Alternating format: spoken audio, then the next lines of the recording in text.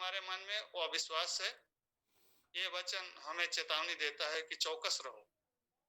एक पद और देखेंगे, इब्रानियों की पत्री इसी इसी अध्याय का हम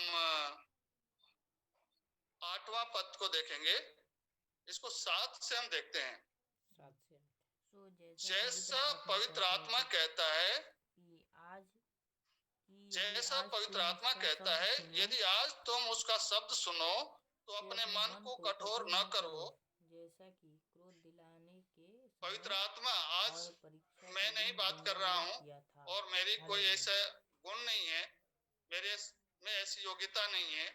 प्रार्थना के साथ परमेश्वर को पुकार के वो पवित्र आत्मा की अगुवाई में मैं कहना चाहता हूँ। और प्रभु जो वचन दिया है वो हमें कहता है कि जैसा पवित्र आत्मा कहता है, यदि आज तुम उसका शब्द सुनो तो अपने मन को कठोर न करो। मन को कठोर न करो। अरे ये तो बोल रहे हैं, ये तो कह रहे हैं, हम तो जानते हैं, इसे तो सुना है, इसे तो पढ़ा है। नहीं, आज हमें पवित्र आत्मा कह रहा है इस बारे में। क्यों ये बातें मेरे मन में प्रभु ने डाला है, क्यों हमें बताने के लिए कहा है, मैं भी नहीं जानता। लेकिन प्रभु बार बार मुझे बताया कि नहीं, आज तुम्हें इस बारे में वचन देना है। तो मैं ये कहना चाहता हूँ इस वचन के अनुसार कि आज अगर प्रभु जो है विश्वास के बारे में या उसके कमजोर होने के बारे में हमें ये पवित्र आत्मा आज हमें कुछ कहता है, तो हम अपने मन को कठोर न करें। आगे वो बताते हैं कि जैसे कि क्रोध दिलाने के समय और परीक्षा के दिन जंगल में किया था। क्यों? इस्राएली लोग प्रभु के साथ, परमेश्वर के साथ ऐसा किया था। जहां तुम्हारे बाप दादों ने मुझे जांच कर परखा और 40 वर्ष तक मेरे काम देखे। उस समय देखा, 40 वर्ष तक देखा। हम भी जो प्रभु में आए हैं, प्रभु पे विश्वास करते हैं, तो हम भी अपने जीवन में जो प्रभु के साथ ये समय बिताया है, ये आत्मिक जीवन का सफर, उसमें हमने प्रभु के काम को देखा है।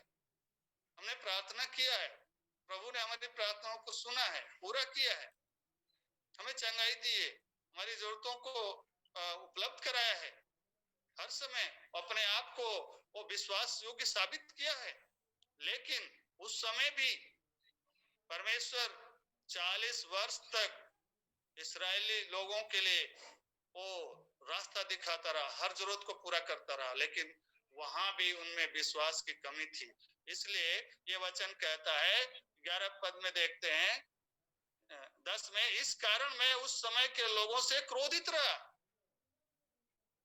और कहा, इनके मन सदा भटकते रहते हैं। प्रभु क्रोधित रहा। क्या कहीं हमसे तो ऐसी, कहीं हमारे जीवन से विश्वास में कमजोरी होने की वजह से कहीं परमेश्वर हमसे तो गुस्सा नहीं हो रहा है? वो ये आज हमें समझने की जरूरत है। आगे कहता है, और इन्होंने मेरे मार्गों को नहीं पहचाना। जो परमेश्वर ने जो मार्ग उन्हें दिखाया, सिखाया, समझाया, वो लेके नहीं जाना, उसका तिरस्कार करते रहे, कुड़कुड़ाते रहे, दोष लगाते रहे।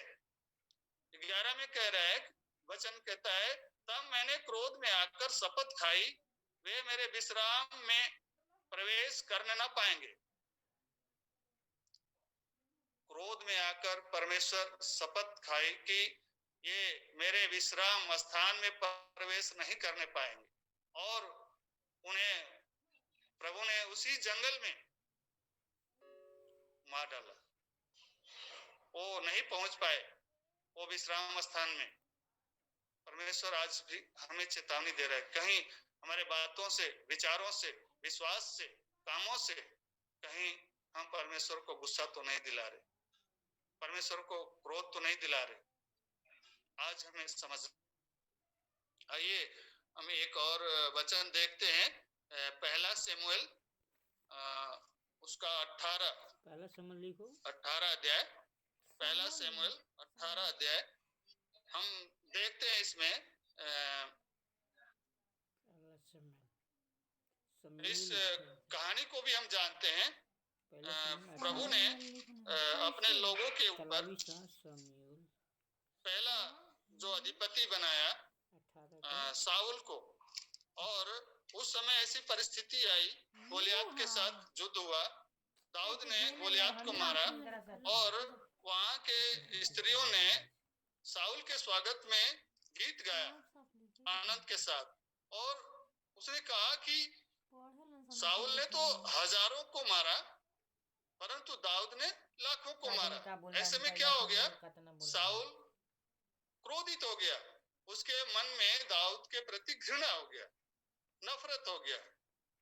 तो ये बातें प्रभु जो अभिषेक किया था साउल को, अपने लोगों के ऊपर सबसे पहला अधिपति राजा बनने का सौभाग्य दिया था, उस कार्यों के द्वारा प्रभु गुस्से में आया, क्रोधित हुआ। हम 12 पद में देखते हैं, क्योंकि यहोवा दाऊद के साथ था और साउल के पास से अलग हो गया था। तो उसके अंदर जो घृणा का स्वभाव आया, नफरत आया दाऊद के प्रति, और उसको घात करने के बारे में वो सोचने लगा, योजना बनाने लगा। वहां पे परमेश्वर की आत्मा, प्रभु जो है दाऊद के साथ तो रहा लेकिन साउल से अलग हो गया। क्या हमारे जीवन में ऐसी बातें हैं क्या? हम प्रभु यदि किसी को बढ़ाता है, किसी को आदर देता है, तो क्या हमारे मन में उसके प्रति घृणा होती है और हम सोचते हैं कि हम प्रभु के साथ ही हैं, प्रभु हमारे साथ है, हम निरंतर प्रभु की संगति में चल रहे हैं। लेकिन ये वचन कहता है कहीं साउल की तरह प्रभु की आत्मा हमसे अलग ना हो जाए, इसके लिए हमें सचेत रहने की जरूरत है। हमें किसी के ऊपर घृणा, ईर्ष्या, द्वेष, इस तरह की बातें अपने मन में लाने की आवश्यकता नहीं है, जैसा कि वचन हमें सिखा रहा है आज के दिन। तो ये चिन्ह रहे हैं, इसके हमने साउल के जीवन से देखा, और प्रभु ने कहा कि अपने मन को कठोर मत करो। आगे हम एक पद और देखेंगे, इसके कारण क्या होते हैं। अविश्वास में जाना, अविश्वास में पड़ जाना, इसका कारण कुछ पदों से देखेंगे, 1-2 पदों से देखेंगे। पहला तिमुथियुस हम देखेंगे, पहला तिमुथियुस उसका 6 अध्याय और 10 पद में देखेंगे। क्योंकि रुपये का लोभ सब प्रकार की बुराइयों की जड़ है, क्योंकि रुपयों का लोभ सब प्रकार की बुराइयों की जड़ है, जिसे प्राप्त करने का प्रयत्न करते हुए बहुतों ने विश्वास से भटक कर अपने आप को नाना प्रकार के दुखों से छलनी बना लिया है। रुपयों का लोभ, कौन नहीं चाहता है रुपया, कौन नहीं चाहता है धन संपत्ति, लेकिन ये वचन कहता है कि रुपयों का लोभ सब प्रकार की बुराइयों की जड़ है, मूल है, और जिसे प्राप्त करने के लिए यत्न करते हुए बहुतों ने विश्वास से भटक कर अपने आप को नाना प्रकार के दुखों से छलनी कर लिया है। कहीं ये रुपयों का लोभ हमें प्रभु के विश्वास से कमजोर तो नहीं बना रहा है? ये धन का लालच, ये संपत्ति का लोभ, इसलिए हमें चौकस रहना है। ठीक है, रुपया हमें जरूरत है जीवन के लिए, परिवार के लिए, लेकिन वो हमें किसी बुराई में ना पड़ने दे, और उसके कारण हमारे जीवन में, हमारे परिवार में दुख ना आने पाए, इसके लिए हमें सावधान रहना है। ये वचन हमें सिखाता है। एक